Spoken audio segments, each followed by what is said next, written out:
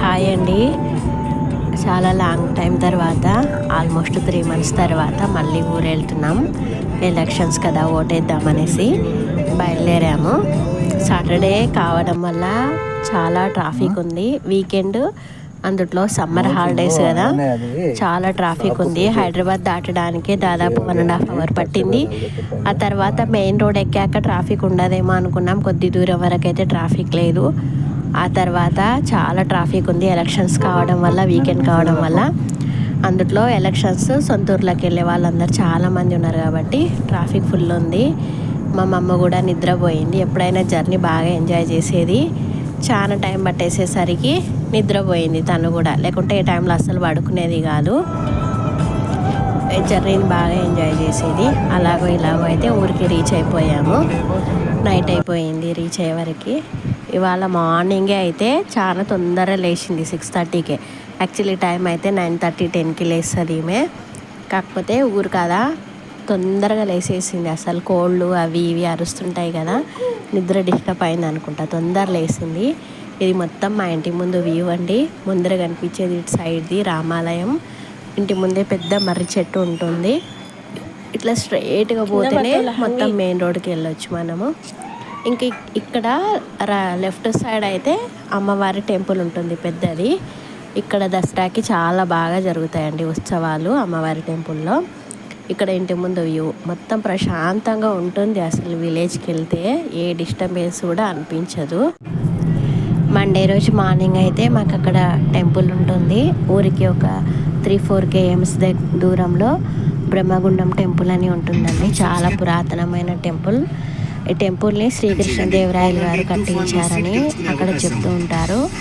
ఇక్కడ ఈ టెంపుల్లో శివరాత్రికి ఉత్సవాలు కూడా జరుగుతాయి. చాలా బాగా జరుగుతాయి ఇక్కడ. చాలా పురాతనమైన టెంపుల్. పెళ్ళిళ్ళు కానీ ఇక్కడనే జరుగుతాయి చాలా వరకు. అక్కడ ఆ ఊర్లో టెంపుల్ చాలా ఫేమస్. అందులోనే సెంటిమెంట్ టెంపుల్ కూడా.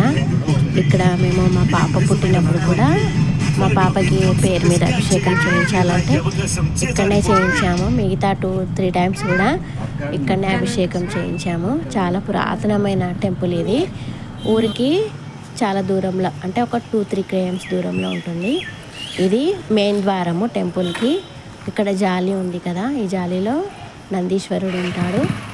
ఇంకా ఇటు సైడు, లెఫ్ట్ సైడు దక్షిణామూర్తి శివాలయం కూడా ఉంటుంది చిన్నగా. ఇక్కడ మండే వచ్చిందంటే జనాలు చాలామంది వస్తారండి. మార్నింగ్ అవర్స్లో అయితే మేము వెళ్ళే వరకు 11 అయింది కదా. ఊర్లలో మార్నింగే 8-9 వరకు వచ్చి వెళ్తుంటారు. 11-11:30 వరకు అయితే ఉండరు చాలా వరకు. అయితే మేము వెళ్ళే వరకు లేట్ అయింది. చాలామంది వచ్చి దర్శనం చేసుకొని వెళ్ళిపోయారు. అప్పటికే వచ్చాక టెంపుల్లో వెళ్ళాము. టెంపుల్లో అమ్మవారి టెంపుల్ ఉంటుంది, పక్కన శివాలయం కూడా ఉంటుంది. పెద్ద గడస్తంభం ఇది శివాలయానికి ముందుగా ఉంటుంది. ఇంకొక గడస్తంభం కూడా అమ్మవారిది ఉంటుంది. ఇది మొత్తం ఆలయం ప్రాంగణం మొత్తం లోపల. అక్కడ సైడ్ ఉన్నది అమ్మవారి టెంపుల్కి ముందు గడస్తంభం. ఇది మెయిన్ ద్వారము. మా అమ్మ పోతుంది. ఫస్ట్ విఘ్నేశ్వరునికి నమస్కరించుకున్నాము, మంచిగా ఏ విఘ్నం రాకుండా మంచిగా చూడమని. తర్వాత శివయ్యని లోపల చూసారా, శివలింగాన్ని. అసలు ఎంతసేపు చూసినా కూడా చూడాలనిపిస్తుంది. చాలా పురాతనమైన గుడి. అందుట్లో ఇక్కడ పంతులు గారు అభిషేకం ఎంత బాగా చేస్తారంటే ప్రతి ఒక్క వర్డ్ మిస్ కాకుండా అన్నీ, మనం ఏదైనా మిస్టేక్ పలికినా కూడా మళ్ళీ మళ్ళీ చెప్పి చేపిస్తారండి. నాకు చాలా సెంటిమెంట్ టెంపుల్ ఇది. ఇక్కడ 2-3 times అభిషేకం చేయించాయని చెప్పాను కదా ఇక్కడనే. ఇప్పుడు అభిషేకం చేపిద్దామంటే ఎలక్షన్కి టైం అవుతుందనేసి కొబ్బరికాయ కొట్టేసి దేవుడికి దర్శనం చేసుకొని మళ్ళీ రిటర్న్ బయలుదేరాము. రిటర్న్గా వెళ్ళేటప్పుడు మొత్తము బాగా 11 o'clockకే ఫుల్ ఎండ అయింది కదా, మొత్తం అడవిలాగా ఉంటుంది. ఈ టైంలో ఫుల్ ఎండ అసలు. రిటర్న్లో సేమ్ మళ్ళీ ఇది మొత్తం జాతర, ఫుల్ జాతర అవుతుంది ఇక్కడైతే. ఇప్పుడు మనం ఇక్కడ చూస్తున్న ప్లేస్ మొత్తము జాతర అయ్యేటప్పుడు అసలు ఫుల్ కాలు పెట్టడానికి కూడా ప్లేస్ ఉండదు. మొత్తం ఫుల్ రష్ ఉంటుంది శివరాత్రి టైంలో అయితే. ఇది వచ్చేసి మెయిన్ రోడ్. ఇంకా ఊర్లోకి ఎంటర్ అయిపోతాం ఇక్కడ నుంచి అయితే. గుడికి వెళ్ళి ఇంటికి రాగానే గోమాత అయితే ఇంటికి వచ్చిందండి. ఇక్కడ మనకి సిటీలో ఎవరో ఒకరు తీసుకొని వస్తారు గోమాతకి. ఇక్కడైతే ఊరికి వెళ్తే ఎప్పుడైనా సరే చాలా ఉంటాయి బయట ఆవులు గోమాతలు చాలా ఉంటాయి. అసలు మనం నిల్వకున్నా సరే ఇంటికి వస్తాయి. అయితే బొట్టు పెట్టేసి ఇంట్లో టైంకి ఫ్రూట్స్ ఏవి లేకుంటే దానికి ఒక రోటీ పెట్టాను. ఇక్కడ మంకీలు కూడా చాలా, కోతులు అయితే చాలా చాలా ఉంటాయి. అసలు చేతిలో ఏం ఉన్నా కూడా అది తినే ఐటమ్ అయినా కాకపోయినా సరే వచ్చి లాగేసుకుంటాయి. ఇంకా పిల్లల మీద కొరకడం కూడా చేస్తాయంట. ఇవి ఒక 2-3 సార్లు పిల్లలకు కూడా కొరికినాయంట. అన్నీ ఉన్నాయి చూడండి పైన. ఇంకా ఇక్కడ ఏమన్నా పూజలు అట్లా ఏమన్నా జరుగుతుంటే ఇంకా ఎక్కువ వస్తాయి. పండ్లు అవి ఇవి పెడుతుంటారు కాబట్టి పక్కనే 2 టెంపుల్స్ ఉన్నాయి కదా, ఇంకా ఎక్కువ వస్తుంటాయి. పైన చెట్టు పైన, రావి చెట్టు పైన, పైన మిద్దెల పైన చాలా ఉంటాయి కోతులు. అయితే మా అమ్మ అయితే ఫస్ట్ టైం కోతులను చూస్తుంది కదా, చాలా సేపటి వరకు చూసింది దాన్ని. మంకీ అనుకుంటా, ఎన్ని ఉన్నాయి చూడండి, చాలా ఉంటాయి. వాటినే చూస్తుంది. అసలు అవి దగ్గరికి వచ్చి ఎక్కడ దొరుకుతాయి అనేసి భయం వేస్తుంది. అసలు అట్లానే చూసుకుంటేనే సాయంత్రం అయిపోయింది. సాయంత్రం అయితే అట్లా పనులకు వెళ్ళిన వాళ్ళు కూలోళ్ళు అందరూ బయట నుంచి వస్తుంటారు. మా అమ్మ వాళ్ళ తాత దగ్గర కూర్చొని మాటలు పెట్టింది. ఇక్కడ స్ట్రైట్గా అదే రూటు. ఎక్కడికి ఊర్లోకి రావాలంటే ఫస్ట్ ఇక్కడ నుంచి లోపలికి వెళ్ళాల్సిందే. సాయంత్రం కాగానే అయితే చాలా బాగుంటుంది విలేజ్లో వాతావరణం. పిల్లలందరూ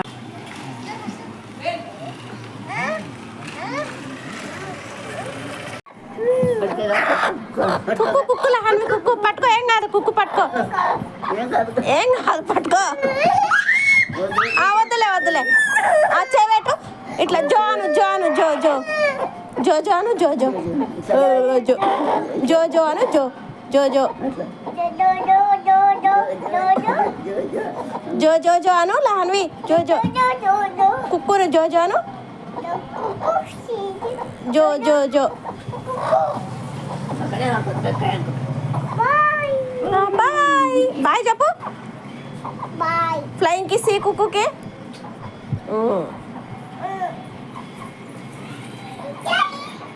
జో జో జో జో అను జో జో జో జో ఏమన్నది జో జో అను జో అను ఫ్లయింగ్ కిస్ హాయ్ చెప్పు కుక్కుకి. జో జో జో అను. ఏమన్నది మా, ఏమన్నదు కుక్కు. గో జోగొట్టు జోగొట్టు జో జో జో జోను. ఉఫ్ అంటాను కుక్కు, ఉఫ్ అను. దగ్గర పోయాను.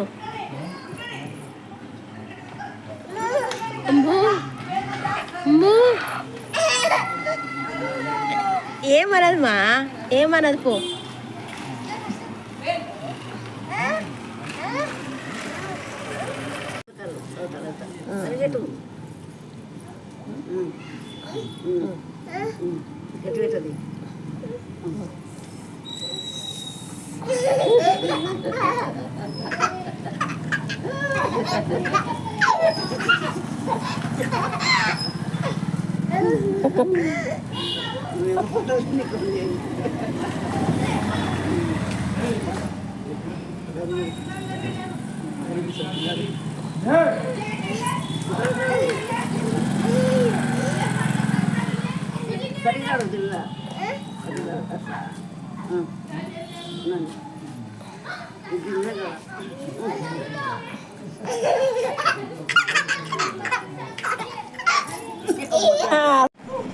ఊరికొచ్చేసి ఓటేసేసినాం. దేవుని దర్శనం అయిపోయింది.